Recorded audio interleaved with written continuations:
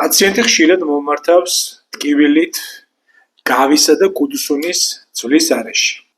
ხშირად ემართება ქალებს. მიზეზი კი არის გავათეძოს სახსრის ანთებითი პროცესი. გავის ძვლის ზედაპირის ძვლის ტვინის ანთებითი პროცესი.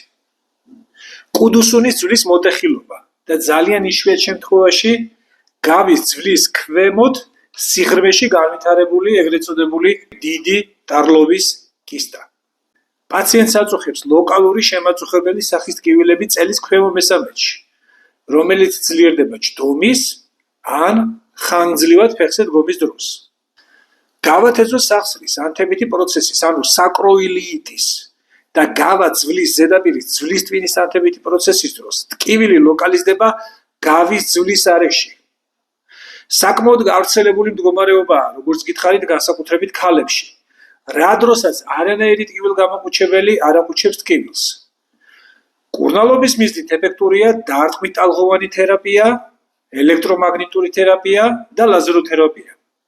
ხოლო უკიდურეს შემთხვევაში კი ჰორმონალური პრეპარატის ინექცია გავათეძოს სახსრის არეში.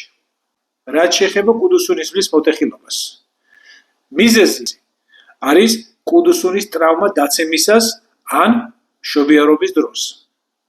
ახაც ტკივილი შემაწუხებელი ხასიათს ღებულობს. უმრავლეს შემთხვევაში ფიზიოპროცედურები და ჰორმონალური ბლოკადა არაეფექტურია. კუდუსუნის ძლიერი ტკივილების დროს რეკომენდირებულია მოტეხილი ძვლის მოშორება ოპერაციული გზით.